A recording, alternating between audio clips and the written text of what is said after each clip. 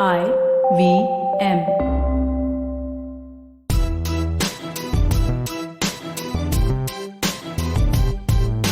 I'm Zarina Poonawala, host of the Empowering Series podcast on the IVM network.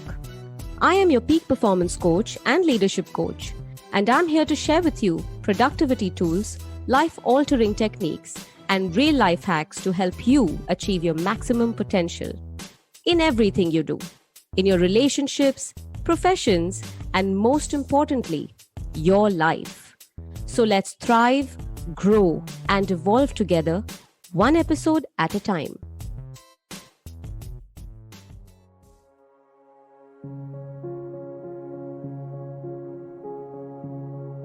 Do you ever feel guilty for not being productive, not accomplishing enough?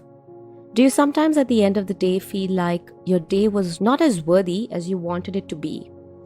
If your answers are yes, then you probably are falling prey to something known as productivity guilt. That's right, productivity guilt is real, guys. The mindset of not having accomplished anything, achieved anything, not performed up to mark. It's the constant feeling of not having done enough. Do you feel that way sometimes? Productivity guilt can be crippling and pressurizing if you're genuinely giving it your all. So come now, let's look at what I'd like to call the 5 commandments to tackle this guilt and not let it get the better of you. First commandment: you're not perfect, so don't try to be. Yes, for sure, we all have scope for improvement, and that's a constant journey, right? Trying to be better and do better with yourself, with your life. But when you're trying to be perfect, it can destroy you.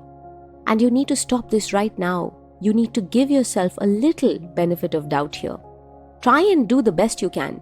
Aim for greatness, of course you should, but don't be disheartened if you fall short.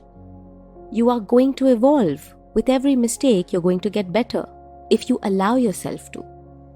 The second commandment: do not compare. A lot of research around the world has shown, and we'd agree, that productivity guilt is often caused by comparison. Just comparison with a friend who bought a new car or landed their dream job. In comparison to them, you still haven't. Or your friend who seems like the perfect mom.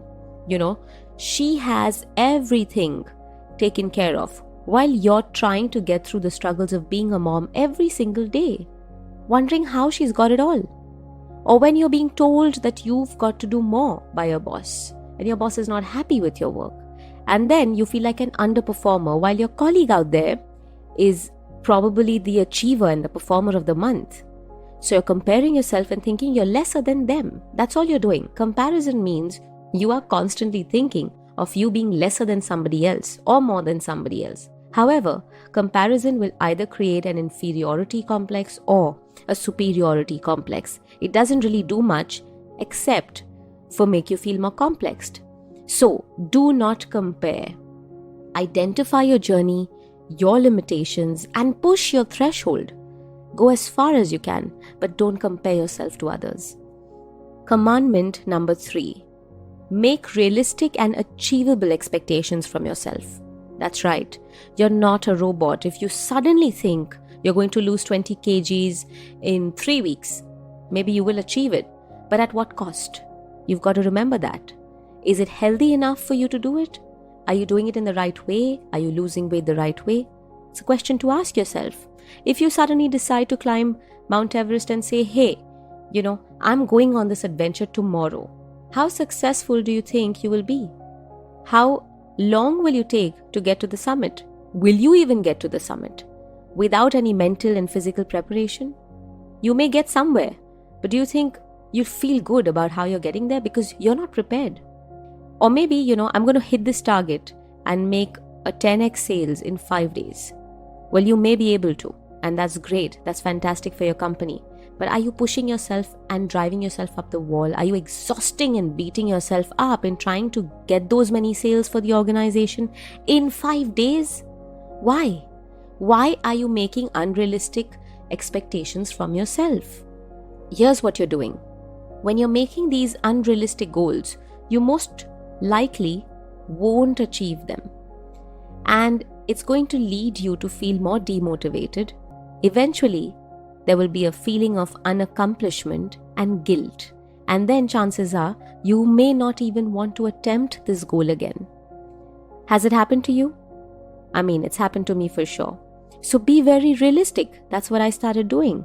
I started being realistic about my goals. Follow your flow. Make a routine that works for you. Make atomic goals, really small and achievable. And follow the SMART goal method. Now, if you want to follow the SMART goal method, please refer to my episode on goals and goal setting. I've given an entire understanding of the SMART goals and that technique. It might just work for you here. Commandment number 4. This is probably the most important rule, but I didn't want to demoralize you in the beginning, so I lowered it on the list here. So here it goes. Make sure that you know the difference between productivity guilt and laziness. You heard me, laziness. There is a huge difference between these two words. People tend to cloak productivity guilt as an excuse for their laziness. Please be certain that you're not one of them. The difference is very simple to spot. It's basically the difference between busy people and productive people. Busy people may not have time. No, the difference is kind of simple to spot. Lazy people don't want to do anything, and without doing anything, they're telling themselves at the end of the day, hey, you know what, I didn't achieve anything, so I'm feeling productivity guilt. No, that's not that. You're just plain lazy. Then there's also a difference between busy people and productive people. Busy people may not have the time, but it's possible that they are busy doing things that are not necessarily worthy or valuable. They might be playing solitaire, for all you know, on their office computers, or Candy Crush on their phones or their iPads, or, scrolling through Instagram and Reels endlessly for the day. If that's you, and then at the end of the day, if you're feeling guilty, guess what? You should be feeling guilty, because productive people have the mindset of accomplishing, and they are buried with essentials, with priorities. So the people who have the habit of accomplishments, who are doing so much and still feel like they haven't done enough, now those kind of people feel productivity guilt at the end of the day. So all you've got to do is follow the commandments here and also ask yourself, have I put my best foot forward today? Have I given it all or the best I could have? If you have, then you're fine. All right? But if you are just busy and lazy, first learn to be productive, and then we're going to be able to tackle your guilt. Right now, you're not facing productivity guilt, so don't think of it like that. Lastly, it's okay to slow down or not achieve something as per timelines. Delays can happen. They do happen. You have to be ready for contingencies once in a while. It's okay to take a pause. It's okay to relax. It's okay to do nothing sometimes. It's okay to not be productive on certain days. Just tell yourself that it's okay. Just tell yourself that you've got this, because you have. Because you are trying your level best. You're not perfect, but you're progressing. And progress is better than perfection. Be safe, be well, be empowered. If you liked this podcast, don't forget to check out other interesting podcasts on the IVM network. You can listen to us on the IVM Podcast app or ivmpodcast.com. You can also follow us on our social media. We are at IVM Podcasts on Twitter and Instagram. I hope you enjoyed that show. Let me tell you a little bit about what happened on the IVM Podcast Network this week. On Cyrus Says, Cyrus was joined by Irfan Pabani, who is an old friend of his. They talk about the rich flavors of Indian food and Parsi food specifically. He was also joined by author and historian William Dalrymple. They discuss literature, history, and the culture of the Indian subcontinent. And let me give you a few quick things to check out. Chuck, aka Deepak Gopal Krishnan of Simplified and the Origin of Things fame, has Rohan Joshi, formerly of AIB, on his show. Also on this round is on me. Gautam Purohit of Thakur's Bhojnalaya was on. On the note, Maruk Inayat talks about the cabinet reshuffle. And do check out Global Victoria Tech Talks. We talk about the booming gaming and edutech industries in Australia. Do follow us on Facebook, Twitter, LinkedIn, and Instagram to keep up what's going on the network. And I'd like to finally thank our sponsors on the network this week, Cred, CET, and Global Victoria. Thank you so much for making this possible. पेशे खिदमत है आपकी शान में हमारे अंजुमन से. Hi, I am Sadaf.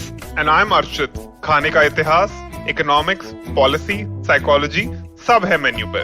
Only on the Nankali podcast every Wednesday. सिर्फ IVM podcast app या वेबसाइट पर या फिर जहां से भी आप अपने पॉडकास्ट सुनते हो.